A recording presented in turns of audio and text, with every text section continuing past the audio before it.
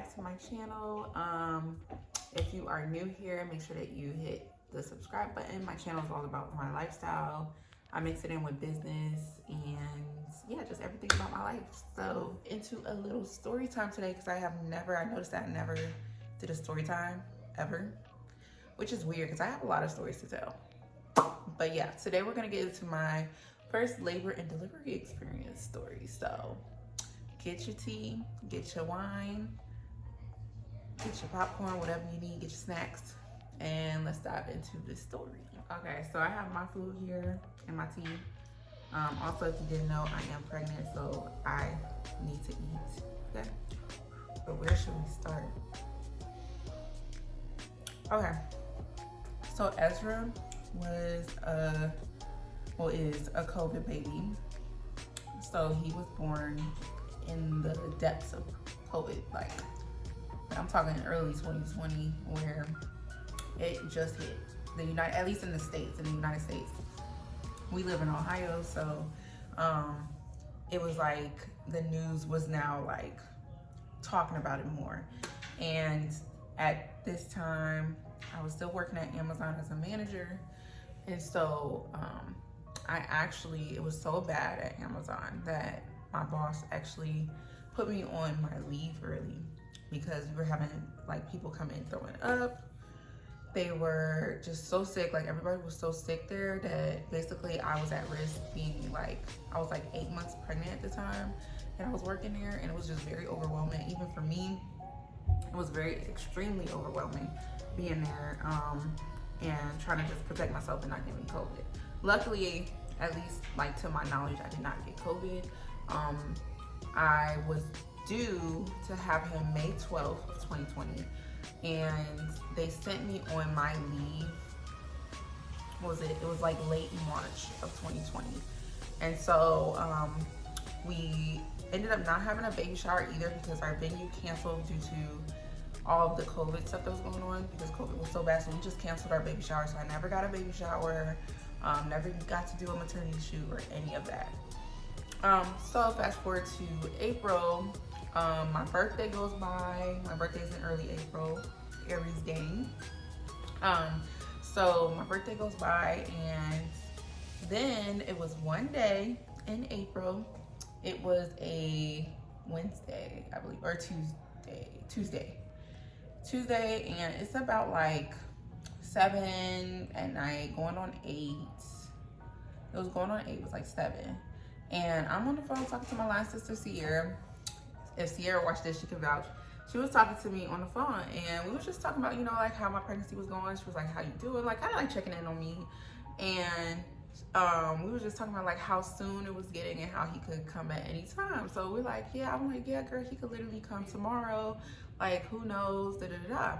So we get off the phone, literally right when we ended our phone call. It's like 8 o'clock on the dot. My contractions started. And I knew it was my contractions because it was not, it was more intense than the Braxton Hicks that I would get. So I was just like, is this labor? I'm like, we were just talking about me going into labor. This would be funny if I'm in labor right when I got off the phone after talking to her about me possibly being able to have him at any time, tomorrow. My contractions hit right when we got off that phone. So contractions hit. Now I already had, I used a doula. I had my doula, and we already made my birth plan. Always wanted to have all my kids naturally. So in my birth plan, I had it where I went to labor at home majority of the time, and then go to the hospital when I absolutely needed to, and be able to have my baby naturally. So when the contractions started, I was just like, okay, let me call my doula, just let her know that the process is starting, and let me just breathe through it. So I'm breathing through it, and I'm just laying on the bed, switching positions. Because of everything that was going through my body, my contractions got so intense within a few hours. So with everything that was going through, going on with my body, all the changes and stuff, and all the things that was feeling, it made me nauseous. So I was vomiting, and made me have shit. That was not fun. So TMI, but yeah, that's what happens sometimes. So I'm basically throwing up, passing bowels, and it was just kind of miserable. I'm taking a shower because, you know, you feel yucky. So I got in the shower. I feel like heat in the shower sometimes helps cramping. So that helped a little bit, but you know, contractions are very, well, you might not know, but contractions are very intense. They're intense, like they're 10 times worse than period cramps. So it's really, really intense. So after I got out the shower and stuff, I ended up going on my bed because then like, it was like, we were like hours into it now. So I'm like, okay, let me try to get some rest. I was like talking to my doula. She's asking me like how many minutes apart are my contractions and stuff. At this time, I think they were probably coming every 15 minutes probably. And this is like in the middle of the night. So like it's getting later because remember it started at 8. So we're probably like going on midnight now. So I'm just breathing through in pain on the bed. Evan didn't know what the fuck to do. He was just staring at me. He's like, are you okay? Like, don't die. Like, that's kind of what I feel. I feel like he thought that I was gonna die. But yeah, I was just breathing through them. And looking back at it, I really did really good with breathing through my contractions because I see a lot of videos even to this day of girls like they're crying really loudly or they're screaming and stuff. And I was not like that. I was like very calm considering that was my first experience. But I think it probably depends on your pain tolerance too. So I probably have like a really high pain tolerance because I was very calm. I was just trying to breathe through them.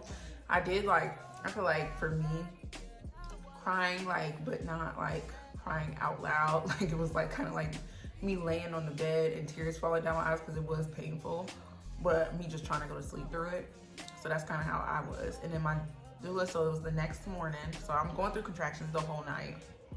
Trying to like in and out of sleep, trying to get sleep, going through contractions, trying to breathe through and everything. So morning comes, still going through contractions. They're getting even more intense, getting closer, closer together. And so the whole morning I just spent like doing different rotations. My doula came over and she actually showed me a few positions to get into that would help with the contractions and be like being able to like at least feel a little bit more comfortable while I was going through the contractions. And that helped. So she showed me some movements and then she left after a few hours. It was probably like, it was like 12:30, 12:45, going on to 1 o'clock when my contractions were literally like back to back. And that's when I called my doula, I let her know, and she was like, yeah, go to the hospital now. So we already had the bags packed. Like we had my bag packed, my son's bag packed and everything. So we just, you know, packed up the car and ended up going straight to the hospital. Contractions, I feel like when you're in the car going to the hospital, it's like your body knows that you're going to the hospital and it gets 10 times worse out of nowhere. Like, it just like was so intense in the car, and it's probably the movement of the car and the bumping and stuff probably doesn't help, but it was just, I just remember it being so intense and it was so painful in the car. So we get to my hospital, and my hospital has like a parking garage. So Evan like dropped me off at the door of the emergency, and I got a wheelchair right there, but I was still outside kind of waiting for him to come back so he can come with me. And I just remember thinking like, oh my God, he needs to hurry up. So I was so irritated at this point because I'm just in pain. And so he finally comes back. He has all these bags. He had 2 laptops, y'all. I still question him to this day, like, why did you bring 2 laptops? Like, no need. So he had 2 laptops and all this other stuff along with our bags. What, boo? Here go my son. Walk to him, let them know, need labor and delivery, whatever. And so I'm still breathing through my contractions whole way to my room. So you first enter it's like the room that they first put you in before they put you in your delivery room. So they're basically like giving you your IV. At that time, because of the COVID thing, my doula couldn't be there, so she was kind of just like waiting, like on standby, which I'll get to after I tell y'all this stuff. But she was on standby because she couldn't come in. Only my partner could come in, only one person. So we're in the room where they first like bring us in and they're giving my IV. I was so irritated because I had to get a COVID test in the meantime. Now I'm going through contractions, very intense contractions. And they're giving me an IV for one. They poked me in my left arm first and they couldn't find my vein. So then they try to poke me in this arm. Meanwhile, somebody is giving me a COVID test and I'm going through contractions. I was so irritated. So irritated because I'm like, y'all keep poking me, like just get this fucking IV in and get this test over with. So they poked me in my right arm, couldn't find a vein there, so then they go back to the left, finally get the IV in and my COVID test. I was just so irritated from that because COVID tests hurt. No matter how many times you do them, they hurt to me. So after they do that, basically I'm just sitting there, they got the IV on me. This was the point where like I almost took some form of medication, but not the epidural or anything. I don't know if it's called Pitocin or I forgot what it's called, but it's a certain medication where it's just like a light medication that eases the pain for like a few hours, but that's it. And so I almost vouched for that, but then I was just like, no. And Evan was like, no, you can do it. To being like, yeah, give me that, because they were getting really intense. And so I didn't do it. I didn't take any medicine or anything. And I just kept breathing through it. Evan tried to make jokes the whole time, and I was just hating him. Mommy's doing a video. It's loud. It's too loud. So he was making jokes, so I absolutely was irritated as hell. Because anybody who knows my husband, he's a jokester, and he don't know when to shut up sometimes. So that's jokes. I'm in pain, breathing through the contractions. All of a sudden, like, we were only, I think it was like a good, probably like an hour went by of us being there. Because we got there at like 1:30. So it was about an hour. We were in that room for about an hour. All of a sudden, over an hour went by. You gonna let me do my video? Because you're gonna have to sit on the couch if not. Alright. So it was over an hour went by. It was probably like 2 o'clock, or no. It was probably close to 3 o'clock at this point. It was probably close. So we've been there for like probably like an hour and 40 minutes. And so my water just all of a sudden breaks, and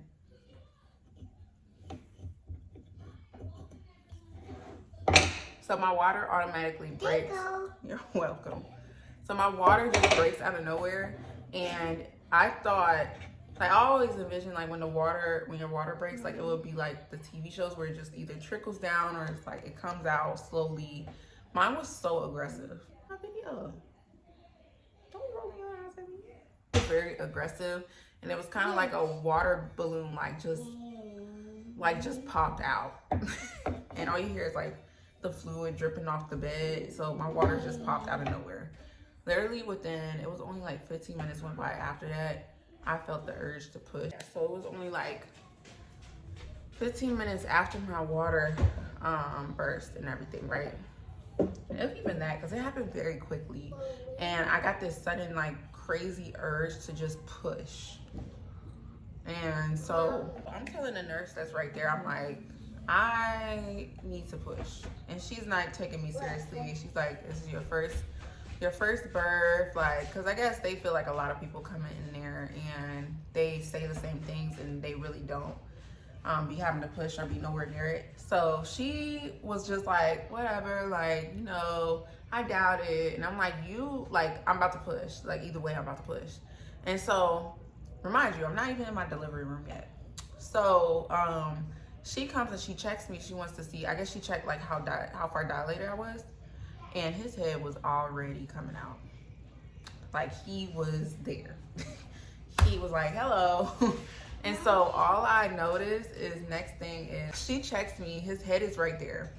And then all I know is that she calls in the nurses, and it was like 10 of them came in. Mind you, in the beginning, Evan packed 2 whole laptops along with me, Ezra, and Evan's bag. So he has 5 bags on him. And so he has all this stuff that he has to now get, because all the nurses came in and they like basically rolled me through the hallway. While I'm rolling through the hallway, I'm laying down, right? all I see is Evan running behind me, like trying to catch up, and he has all this stuff on him. So he's like running, carrying all this stuff, which was the funniest shit ever. So I'm just like in my head, I'm kind of like, this is hilarious. This is like Grey's Anatomy. So they're rushing us to, like, it's like 10 people, and they're rushing me to my delivery room because he's coming out. And I'm like, meanwhile, I'm on the bed and I'm pushing him out because I feel it. So I'm just pushing him out naturally. So I'm continuing to push at this point. And then we get to the delivery room, and they transfer me bed. So they transfer me to the delivery bed. And in like 1 to 2 pushes, he was out. And it was so quick. Like, he came out so quick. And, you know, I was able to not have any tears.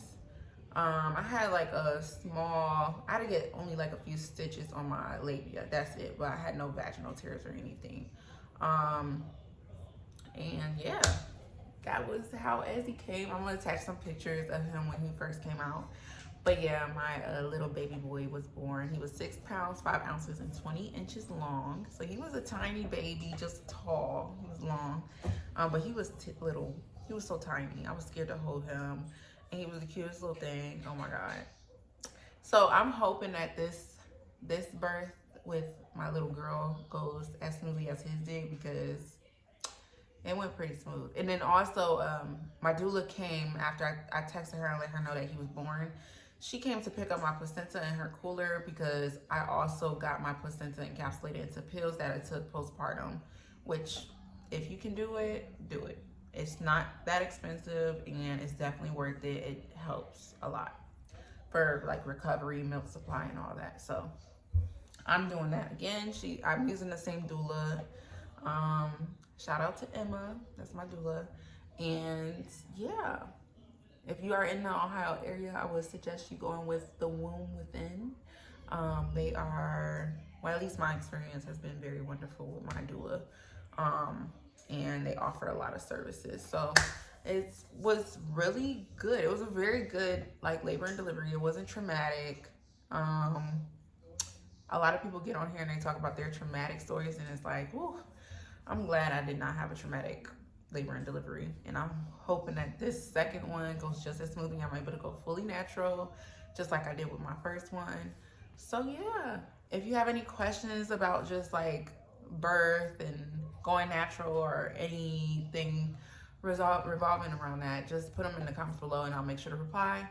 And yeah, always remember to be true, be you, be the bomb. Bye.